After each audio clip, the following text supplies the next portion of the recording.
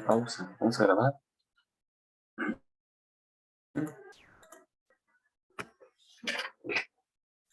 Y, y sí, en un ratito más se las envío, voy a terminar de evaluar y ya reviso bien los cálculos, nada más antes de pasarlos a la hoja oficial, ¿no? Para que no vaya a haber algún error o algo. Y ya les paso sus calificaciones, ya promediadas. Bien, estamos 14.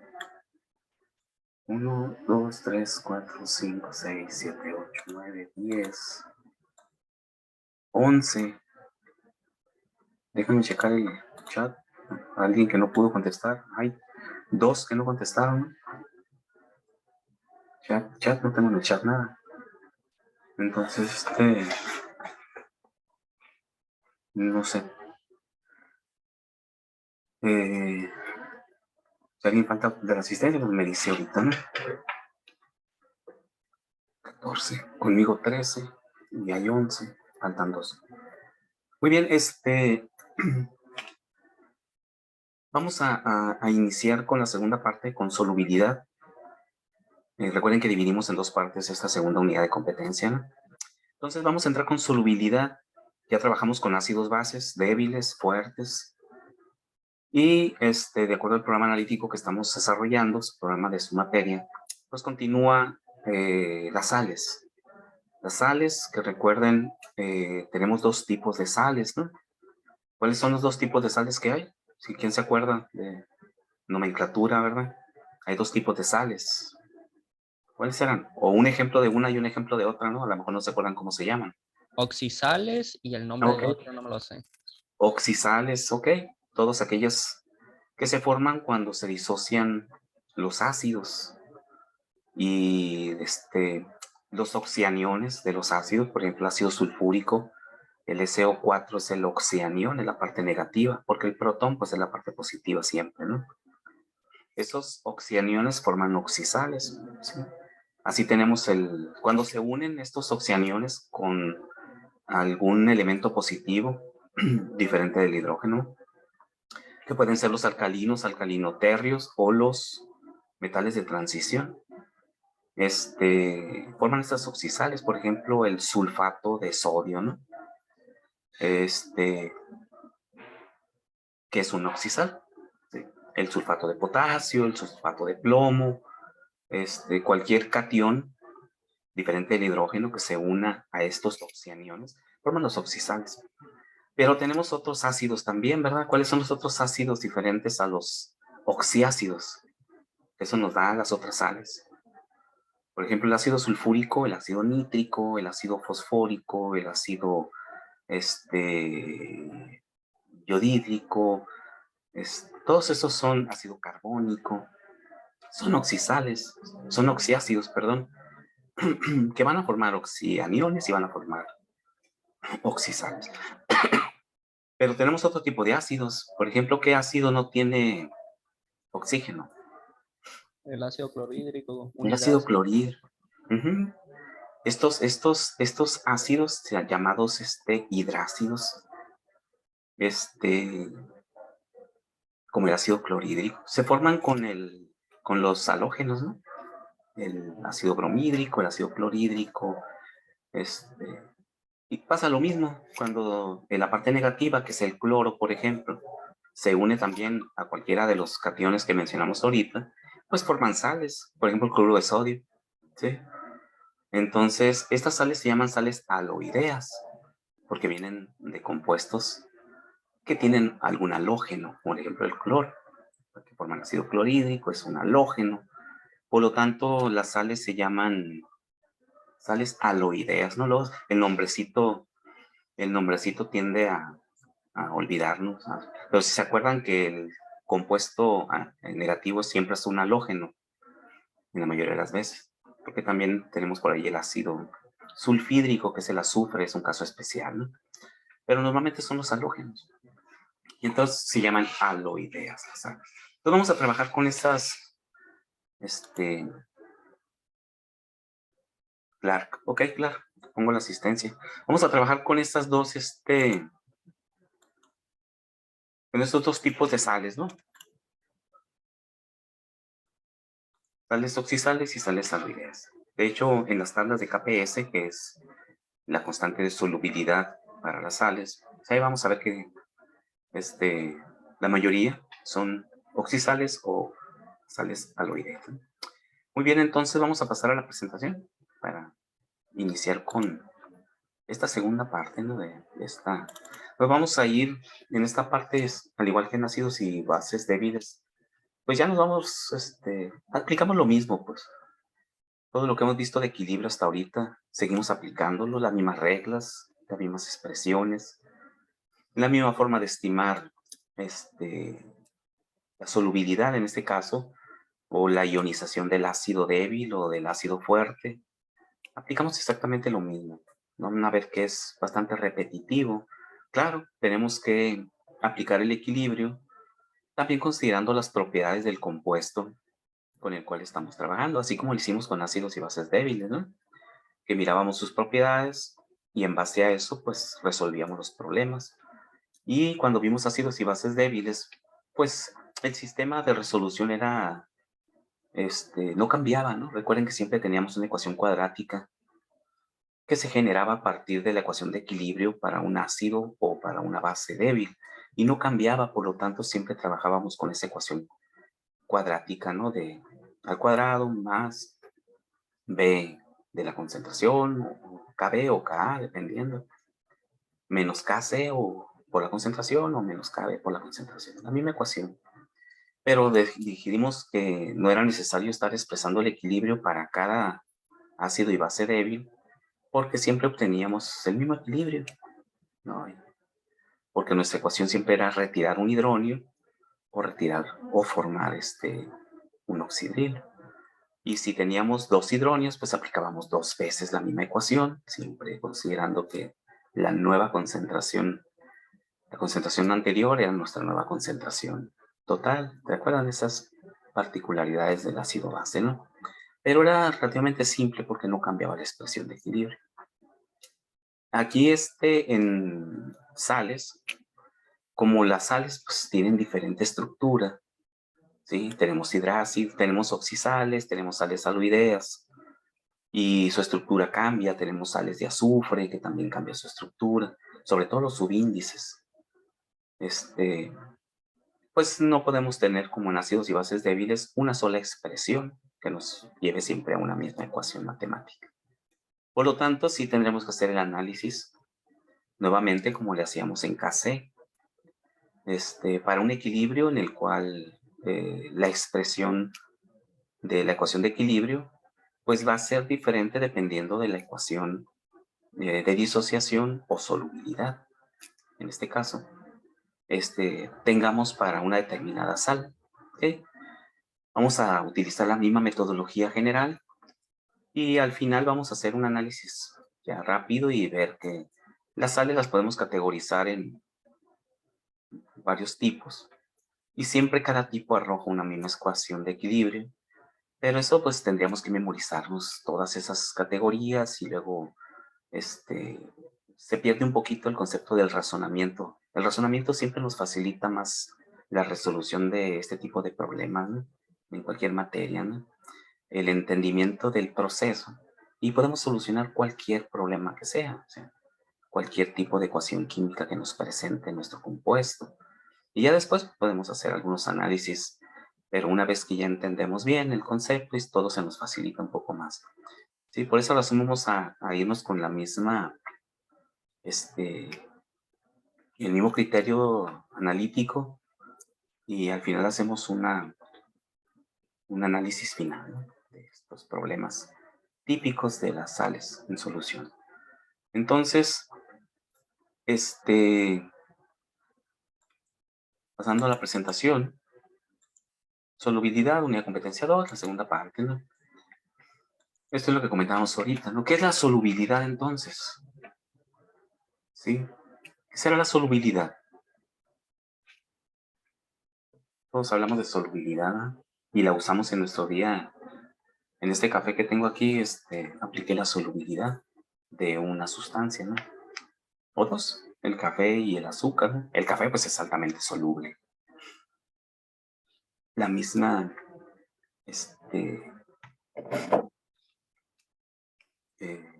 La promoción del café, así dicen, ¿no? Café soluble. O sea, todo se va a ionizar en solución, ¿no? Para que podamos apreciar el sabor del café, ¿no?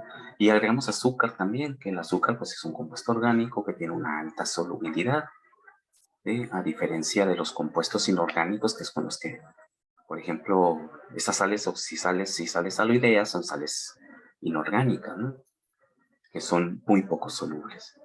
Pero el concepto de solubilidad pues lo aplicamos todo el tiempo, ¿no? Todo el tiempo en nuestra vida diaria, ¿no? La solubilidad, ¿qué será entonces?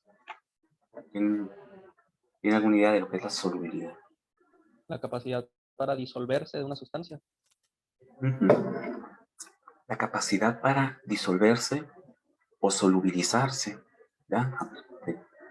Entonces, en forma más específica, es la capacidad para ionizarse. Hay que entender que la solubilidad implica como efecto final que las moléculas que se solubilizaron o se disolvieron o se solubilizaron realmente están ionizadas, ¿sí?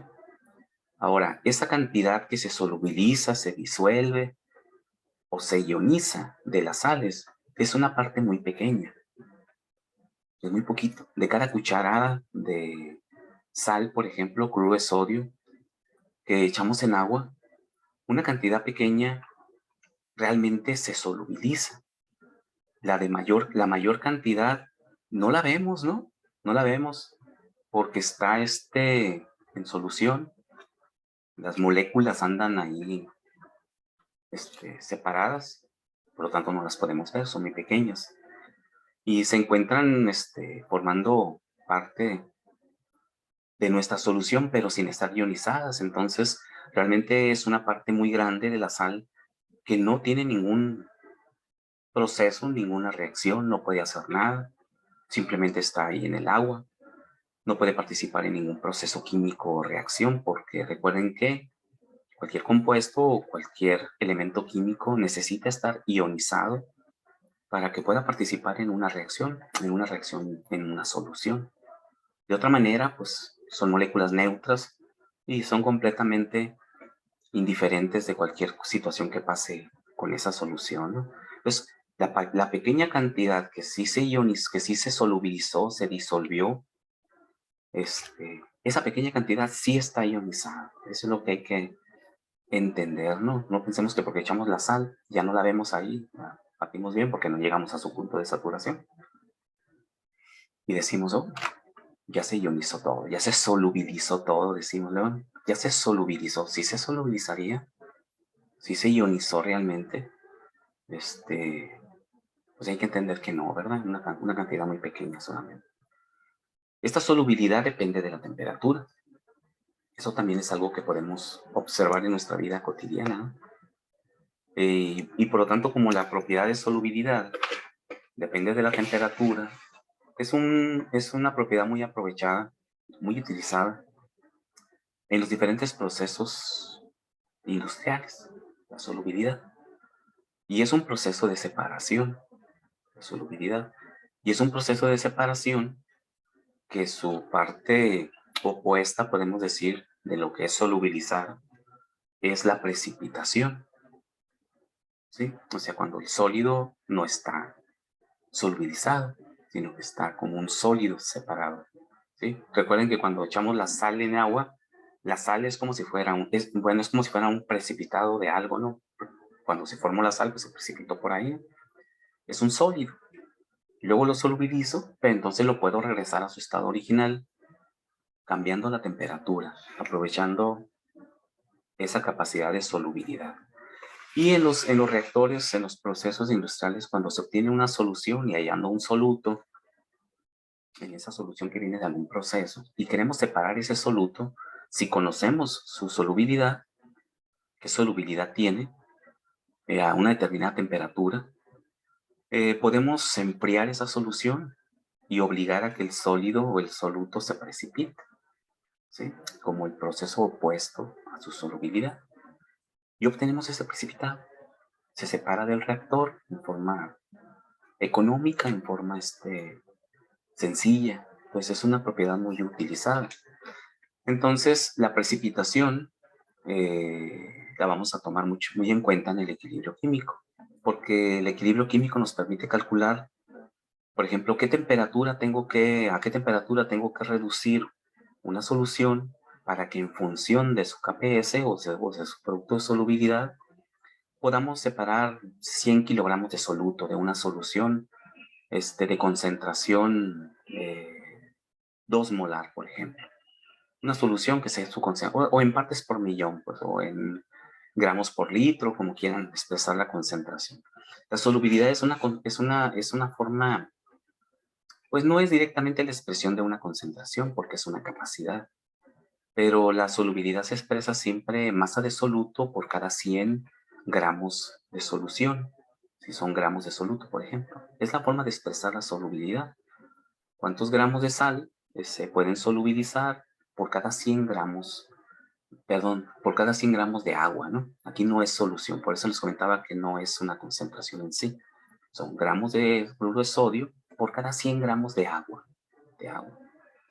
Son las unidades que tiene la solubilidad. Entonces, esos precipitados los podemos formar de dos formas. Como las que le comento, ¿no? Simplemente reduciendo la temperatura de una solución que tiene un soluto de determinada concentración y podemos calcular en función de su solubilidad a qué temperatura tenemos que enfriar para precipitar cierta cantidad de soluto y formar un precipitado, ¿no? Y separarlo. Ese precipitado lo podemos formar también, puede formarse a partir no solamente de que ya se encuentra y precipita, sino por que provenga de alguna reacción química. Y esa es la parte que utilizamos en esta parte del equilibrio químico, esa forma de precipitado. Sabemos que también tenemos el otro, ¿no? Pero el otro es un precipitado únicamente por efecto de la temperatura, pero en función de la solubilidad. Realmente lo que nos interesa a nosotros es el equilibrio químico, es una reacción química, ¿no? Entre dos compuestos que producen un tercer compuesto y ese compuesto se puede precipitar. Son reacciones de precipitación, recuerden. Cuando se miraban tipos de reacciones por allá en química básica, las reacciones se pueden clasificar en forma general, ¿no? Como síntesis, descomposición, sustitución simple y sustitución doble. Y tenemos las otras, ¿no? Que son las reacciones redox, ¿no? Como un sistema aparte, ¿no? Las reacciones químicas en forma general así se clasifican. Pero también tenemos reacciones específicas que por su importancia se les conoce de manera o se estudian de manera específica. Por ejemplo, las reacciones de precipitación, ¿sí? Y estas reacciones de precipitación pues son reacciones o de sustitución simple o de sustitución doble, ¿no? Como generales, pero se llaman reacciones de sustitución. Otro tipo de reacciones específicas son las reacciones de combustión, por ejemplo, ¿no? Estas reacciones de combustión, pues, son reacciones de sustitución, en este caso simple, ¿no? Porque siempre el oxígeno está solo y quema algún compuesto, ¿no?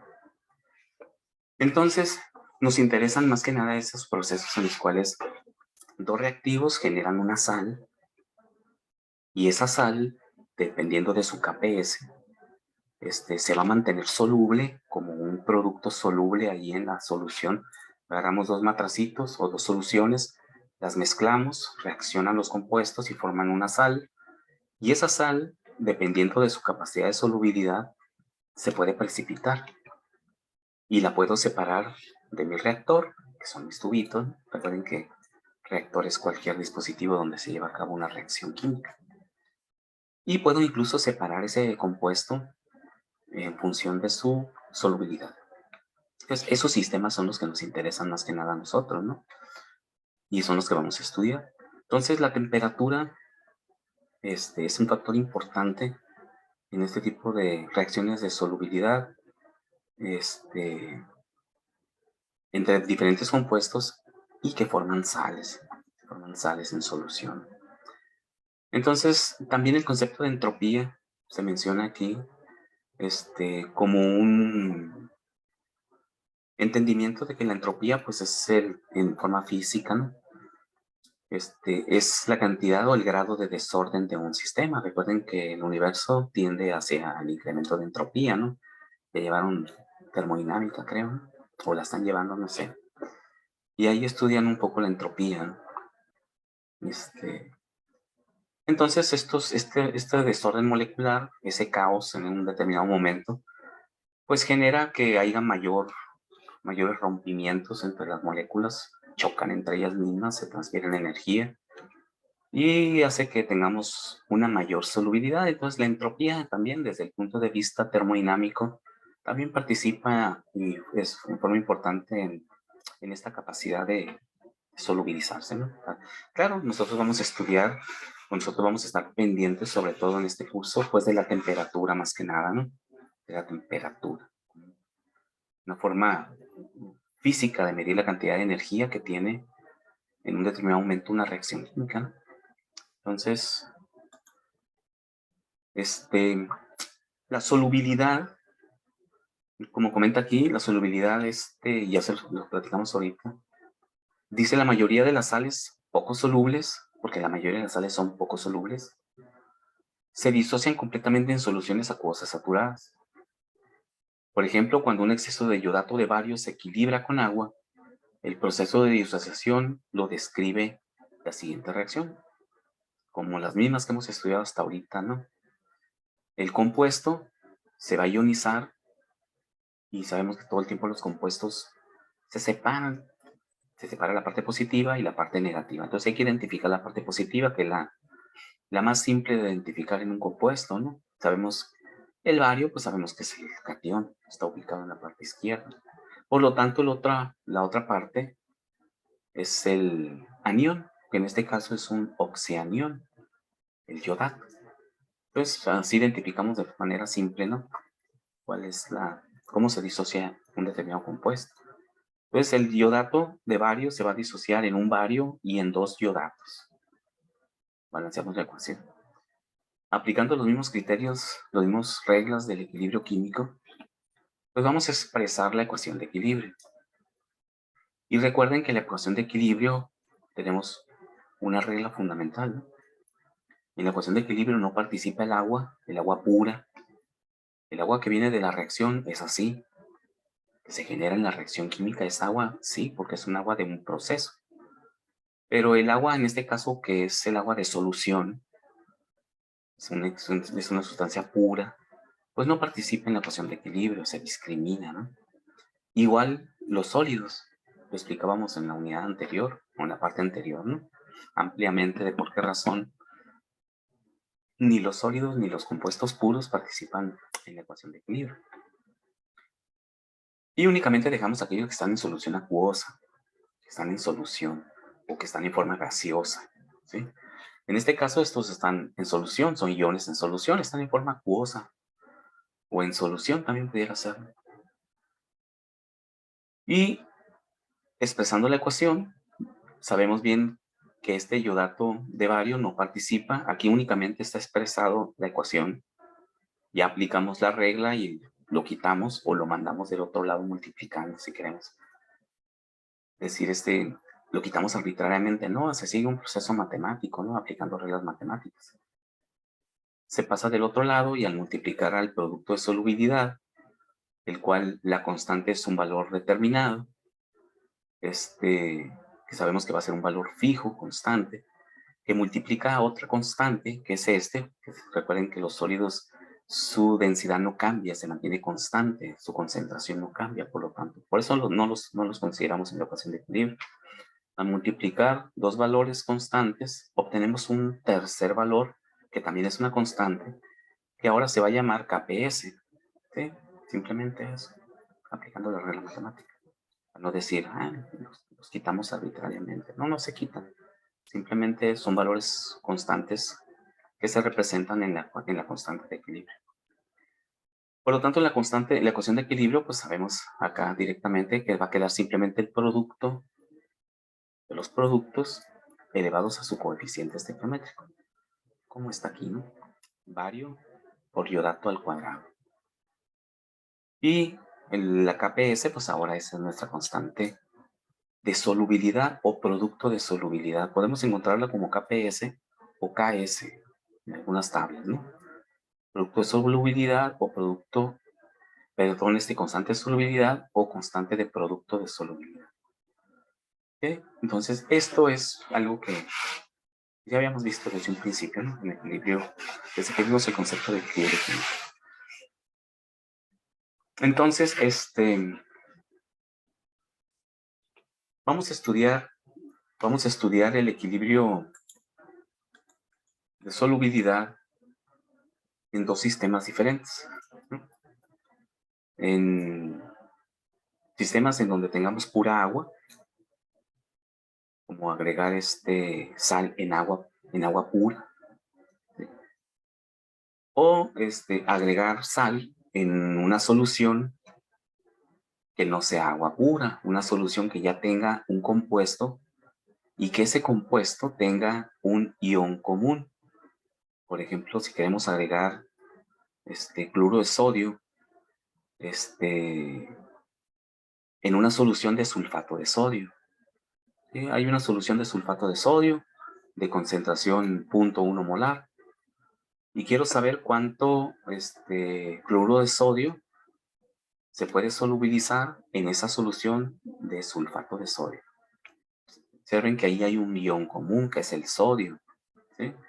Estos tipos de sistemas son sistemas muy comunes en los procesos, más que en agua pura, ¿sí? Porque en los procesos pues, vienen diferentes soluciones, donde ya traemos arrastrando compuestos, sales, lo que sea, producto de la misma reacción de los procesos. Y de repente vamos a hacer alguna reacción y necesitamos adicionar cloruro de sodio a esa solución que trae sulfato de sodio y necesitamos calcular en forma precisa cuánto cloruro de sodio tengo que adicionar en función de la concentración de mi solución donde voy a hacer la reacción para que reaccione todo lo que tiene que reaccionar ahí, ¿no? Y no quedarnos cortos o pasarnos y agregar en exceso cloruro de sodio. No podemos hacerlo al tanteo, ¿no? Necesitamos calcular exactamente cuánto cloruro de sodio tengo que adicionar en mi solución y que se va a ionizar o que se puede ionizar en esa solución en donde ya existe un ion común. ¿Ok? Son los tipos de sistemas más comunes, ¿no? Y el primero de solubilidad, pues es muy simple, simplemente es tomar agua y calcular la solubilidad. Es decir, cuando decimos calcular la solubilidad, lo que realmente nos está expresando eso es cuánta masa puedo disolver de cloruro de sodio en 1 litro de agua, por ejemplo. Es realmente lo que nos está preguntando, la solubilidad. ¿Cuánta masa puedo disolver de cloruro de sodio? Y eso que se disuelve está ionizado. Significa que siempre se requiere agregar un exceso, ¿no? Un exceso de cloruro de sodio, de tal manera que si decimos necesitamos que se ionicen 10 gramos de cloruro de sodio, pero como su constante de solubilidad es baja, no voy a poder, no voy a agregar 10 gramos de cloruro de sodio, porque de esos 10 gramos, una parte pequeña es lo que realmente se va a ionizar. Y nosotros lo que queremos son 10 gramos de cloruro de sodio ionizado. Entonces significa que a lo mejor tenemos que agregar 1 kilo, ¿no? 1 kilo de cloruro de sodio para que se ionicen 10 gramos y que se lleve a cabo la reacción química que estoy esperando que se lleve a cabo, ¿no? Con los iones del cloruro de sodio. Esa es la importancia de estimar realmente la cantidad de compuesto que se solubiliza en solución, ¿sí? En los procesos, ¿sí? Saber realmente cuánta masa tengo que agregar. Entonces vamos a trabajar en esos dos sistemas. Como siempre, pues vamos a empezar con los más simples, ¿no? Solubilidad en agua pura. Aquí hay una consideración que hay que tomar en cuenta. Cuando hablamos de checar aquí.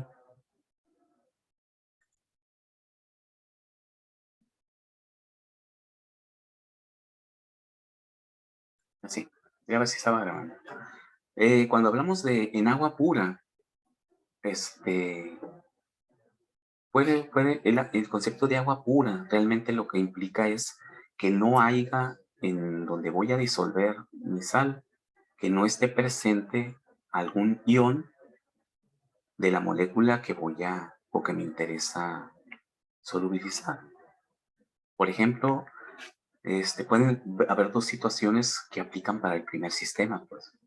Agregar cloruro de sodio en agua pura, en agua destilada, pues. ¿Sí? O agregar cloruro de sodio en una solución de nitrato de plata. No es agua pura, ¿verdad? Porque no es agua destilada. Pero el compuesto que está ionizado ahí, entrega iones plata y iones nitrato. Iones que no están en mi sal que quiero ionizar, que quiero solubilizar, cloruro de sodio. ¿Ok?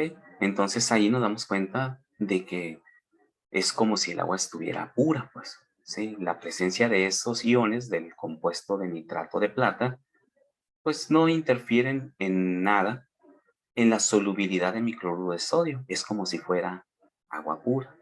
¿Sí? Por eso el siguiente sistema es solubilidad con un ion común. Ahí sí, ¿no? Ahí sí habría problema en caso de que en lugar de que fuera nitrato de plata, fuera nitrato de sodio. Ahí sí, ahí ya no. No es que no se pueda solubilizar, pero hay que hacer el nuevo cálculo porque va a haber un efecto que se llama efecto de ion común. Y ese efecto, pues la lógica nos dice que debe de ser siempre a reducir la capacidad de solubilidad. ¿Sí? Lo vamos a analizar cuando estemos en ese parto, ¿no? Pero la lógica nos dice que es eso, ¿no? ¿Cómo lo afecta? Pues reduce su capacidad. ¿Por qué? Porque ya hay iones solubilizados en esa solución, los mismos iones que quiero ingresar, y como siempre hay una cantidad fija en función de la KPS, pues significa que ya no voy a poder meter 100 porque ya hay 10 en la solución. Significa que ahora voy a poder meter 90 nada más, ¿sí? Porque ya hay 10 en la solución donde voy a solubilizar. La lógica nos dice que ese debe de ser el efecto, ¿no? Que vamos a platicar aquí cuando lo veamos a detalle. El efecto del ion común. Entonces vamos a iniciar con el primer esquema, solubilidad directamente en agua pura, así es el concepto, ¿no?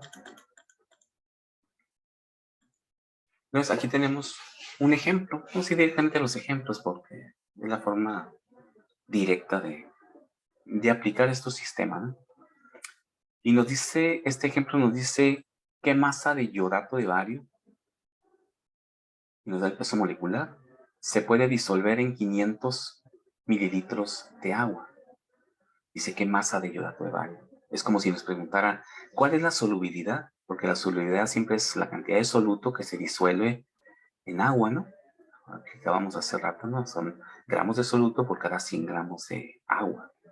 Pero aquí no lo quiere en 100 gramos, lo quiere en 500 mililitros de agua, es decir, está a 25 grados centígrados, es decir, en 500 gramos de agua, ¿no? Porque la densidad del agua es 1 gramo por mililitro.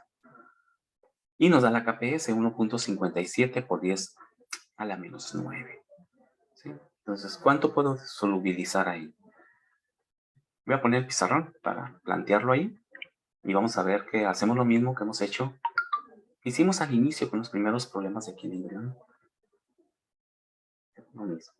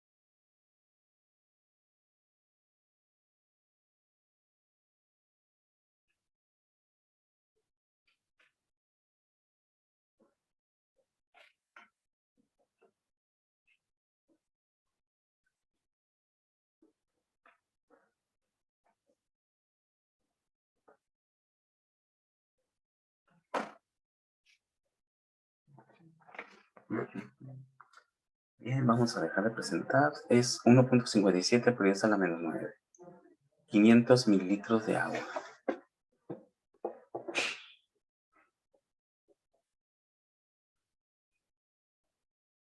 Ok.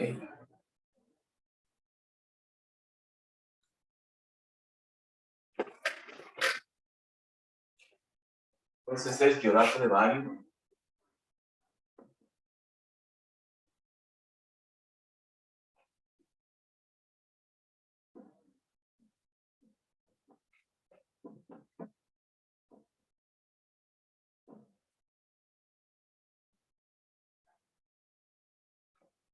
Estos sabemos que están acuosos, ¿no? Y este es un sólido. Por lo tanto,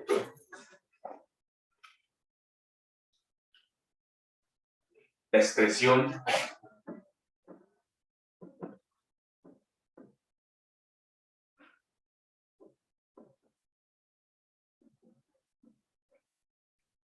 pues queda de esa manera, ¿no? Y nos dice que la KPS es igual a 1.59 por 10 a la menos 9. 1.59 por 10 a la menos 9. 57. Por 10 a la menos 9. Y nos dice cuánta masa de sulfato de iodato de bario se puede, ¿cómo dice el problema? Se puede disolver en 500 mililitros de agua. Entonces voy a hacer mi matracito aquí, como siempre. 500 mililitros de agua. Chequen que esto no es de solución, ¿no? 500 mililitros de agua. ¿Cuánta masa hay que agregar de iodato de bario?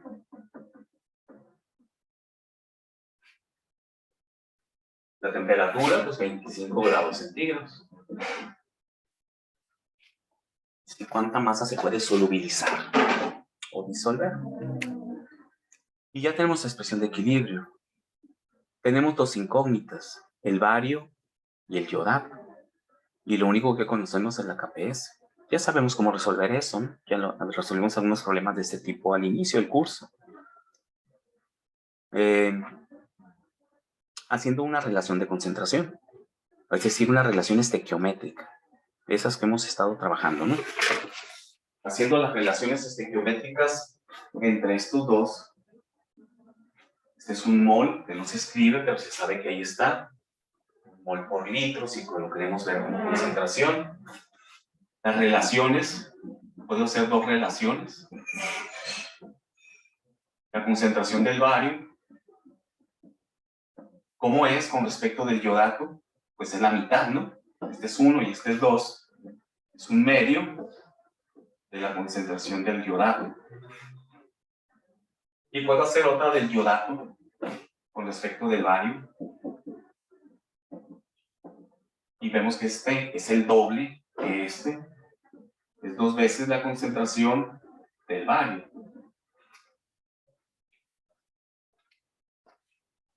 ¿Sí? Relaciones estequiométricas de concentración.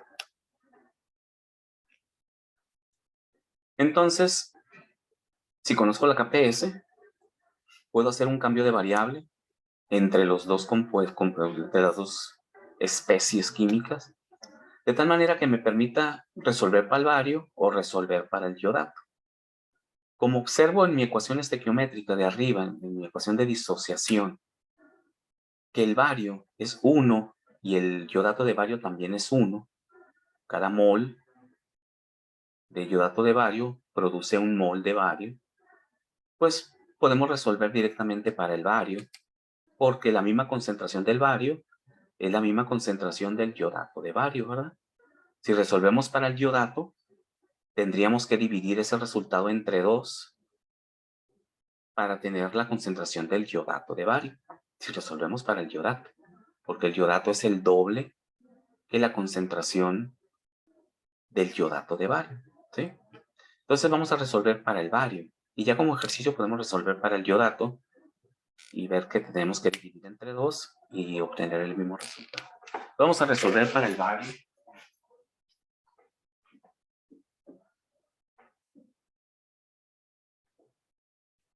Voy a sustituir en la ecuación de equilibrio 1.57 por 10 a la menos 9 es igual al vario, lo voy a dejar porque voy a resolver para él, que multiplica el yodato en función del vario es 2 veces el vario, voy a abrir paréntesis,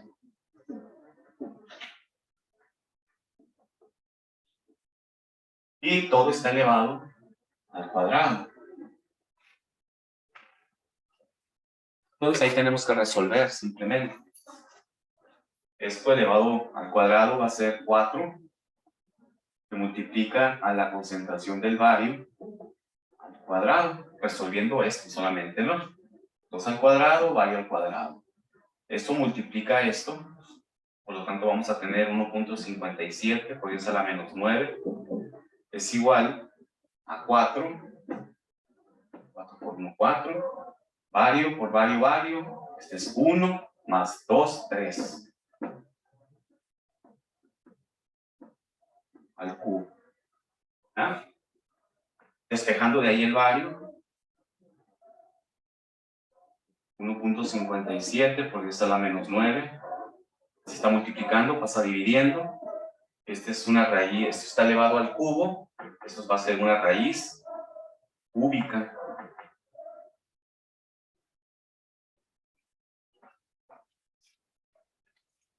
¿No? Raíz cúbica. Por lo tanto, pues ahí simplemente hay que sacar 1.57 por 10 a la menos 9 entre 4. Y eso elevado a la 1/3, o sacarle raíz cúbica ahí con su calculadora, ¿no? Yo lo elevo a la 1/3 porque luego aquí para sacar las raíces hay que borrar y volver a capturar. 7.32 por 10 a la menos 4. 7.32 por 10 a la menos 4, correcto.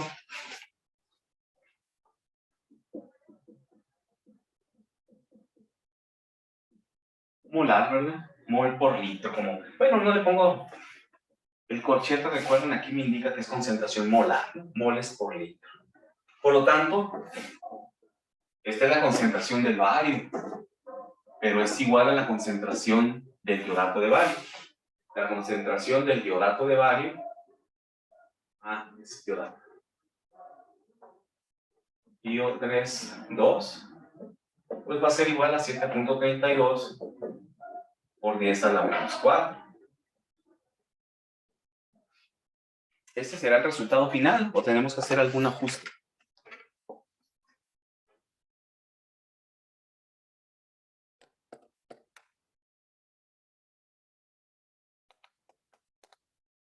Hay que hacer un ajuste ahí, ¿no? Porque esa es la concentración. ¿En qué unidades? En moles por litro. ¿Sí? Y el problema nos dice cuánta masa de iodato se puede disolver en 500 mililitros de agua. Por lo tanto, eso está en moles por litro. Y nosotros lo queremos en medio litro. ¿Sí? Entonces podemos comentar ahí, bueno, pero esta concentración está en moles por litro de solución. Y el problema nos dice por cada 500 mililitros de agua. No es lo mismo, ¿no? Sabemos muy bien que no es lo mismo agua que solución. Pero aquí tenemos que hacer una consideración. Es una de las reglas aquí de la solubilidad de las sales. Como las sales se disocian tan poquito en solución, observen que son 7.32 por 10 a la menos 4 moles. Si lo multiplican por el peso molecular de 487 gramos por mol, pues podemos ver que son bien poquitos gramos, ¿no? Por cada litro de solución. Y como son bien poquitos, la densidad del agua prácticamente es la densidad de la solución. No cambia pues la densidad si le miden la densidad a esa solución de 1 litro disolviendo esa cantidad de moles tan poquitos, y le miden la densidad al agua pura, prácticamente es la misma.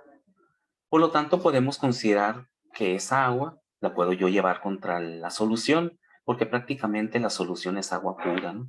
Tiene muy poquito soluto, ¿sí? O sea, bajo esa situación, podemos hacer esa consideración. Prácticamente lo mismo. Solución que agua pura, porque la cantidad de masa es infinitamente pequeña, únicamente bajo esa condición. Entonces, aquí puedo sacar los gramos. Masa es igual, ¿sí?, a moles por peso molecular. La masa va a ser igual a los moles, 7.32 por 10 a la menos 4. Mol por el peso molecular, 487 gramos por mol. Y esa es la masa.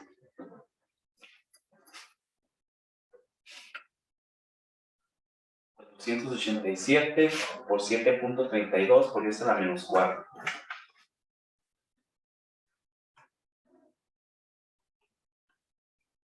.3565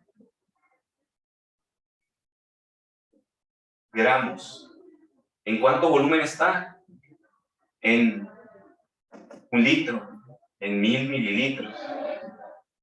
En 500 mililitros, ¿cuánta masa hay, verdad? La masa final, pues es la mitad. .1782 gramos. ¿Sí? Como les comento, esa regla de 3 es válida porque la solución es tan pequeña, la cantidad de masa, que prácticamente es agua pura. Por eso comparé 500 mililitros con 500 mililitros de agua. Aquí es válido hacerlo, ¿no? Y observen que es bien poquito, .1782 gramos. ¿Okay? Prácticamente nada. Muy bien. ¿Alguna pregunta?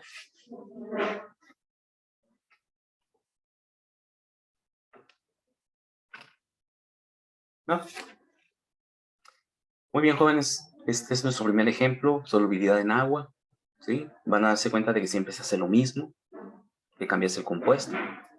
Pero el análisis, el razonamiento es siempre la misma fórmula, ¿no? El mismo proceso. Entonces, la mecánica siempre es la misma, no hay variación. Entonces, hacemos unos ejemplos más la próxima clase y entramos a aquellos en los cuales existe un guión común, ¿no? Que son los más interesantes, ¿no? Muy bien, jóvenes. Nos vemos entonces el próximo miércoles. Por ahí les mando sus calificaciones. Ok. Por la tarde se las envío. Ya, si tienen alguna duda, pues ya me comentan el miércoles, ¿no? Muy bien, jóvenes. Nos vemos. Casilla, amigo, no puedo conectar porque no tenía internet. Samara Casillas. Ok, enterado. Sale, jóvenes. Nos vemos el próximo miércoles. Vale, profe, nos vemos. Da buen día. Hasta luego. Bye.